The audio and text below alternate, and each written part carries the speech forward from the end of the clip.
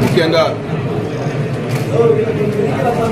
మన చౌడేపల్లి మండలానికి అదేవిధంగా పుంగునూరు నియోజకవర్గానికి ఉపయోగపడే విధంగా ఇదివరకే గడ్కరీ గారిని కలిసి కర్ణాటక బార్డర్ నుంచి రొంచర్ల క్రాస్ వరకు తిరుపతి నేషనల్ హైవే కనెక్ట్ అయ్యే విధంగా నేషనల్ హైవే ప్రతిపాదన ఇదివరకే గడ్కరీ గారికి రిప్రజెంటేషన్ ఇవ్వడం జరిగింది.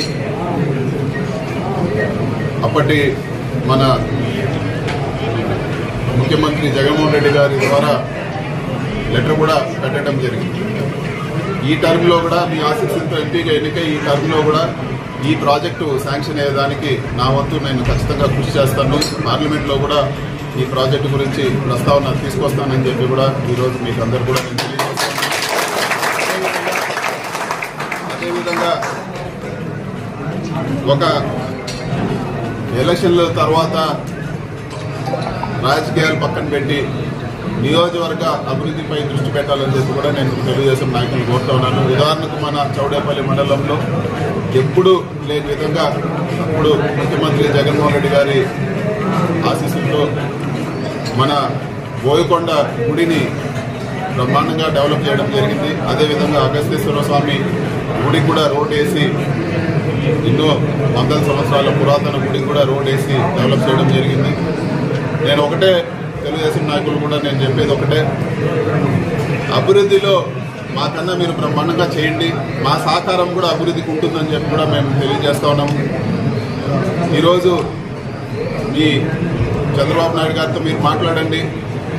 అమరావతి రోడ్లే కాదు, పుంగునూరుకు సంబంధించిన కర్ణాటక బార్డర్ నుంచి తిరుపతి కనెక్ట్ అయ్యే రొంచర్ల క్రాస్ వరకు మన పుంగునూరు నియోజకవర్గంలో పోయే నేషనల్ హైవే కూడా ఇది వరకు జగన్మోహన్ రెడ్డి గారు ఏ విధంగా రిక్వజేషన్ ఇచ్చారో ఆ విధంగా రిక్వజేషన్ ఇచ్చి శాంక్షన్ చేయాలని చెప్పి కూడా మీరు చంద్రబాబు నాయుడు గారు పట్టుబట్టండి.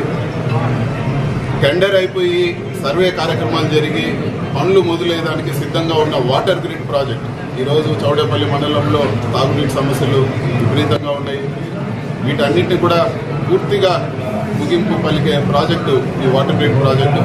ఈ ప్రాజెక్టును కూడా తొందరగా స్టార్ట్ చేసి ఇవన్నీ పనులు కూడా పూర్తి చేయాలి. ఇప్పటికే టెండర్లు గత ప్రభుత్వంలో టెండర్లు అయ్యి సర్వే జరుగుతూ అగ్రిమెంట్లు కూడా అయిపోయి పని మొదలు పెట్టడానికి సిద్ధంగా ఉన్న ప్రాజెక్టు కూడా డబ్బులు కేటాయించాలి. ఇప్పుడు ఇదివరకే దాంట్లో 50% డబ్బులు సెంట్రల్ గవర్నమెంట్ నుంచి కూడా మేము శాంక్షన్ చేయడం జరిగింది. సగం డబ్బులు ఇస్తేనే ఈ ప్రాజెక్టు పూర్తయిపోతాయి. దానిపైన కూడా దృష్టి పెట్టాలని చెప్పి కూడా నేను కోరుతా ఉన్నాను.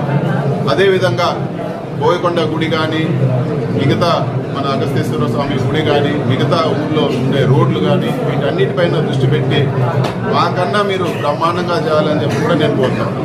అభివృద్ధిలో పోటీ పడండి, నియోజకవర్గాన్ని అభివృద్ధి చేయండి అని చెప్పి కూడా నేను కోరుతా ఉన్నాను. ఇట్లాంటి డెవలప్మెంట్ పైన దృష్టి పెట్టి మిగతా రాజకీయాలన్నీ కూడా పక్కన పెట్టి ఎలక్షన్లప్పుడు రాజకీయాలు చూసుకున్నామని చెప్పి కూడా నేను మీకు అందరు కూడా నేను తెలియజేస్తా ఉన్నాను.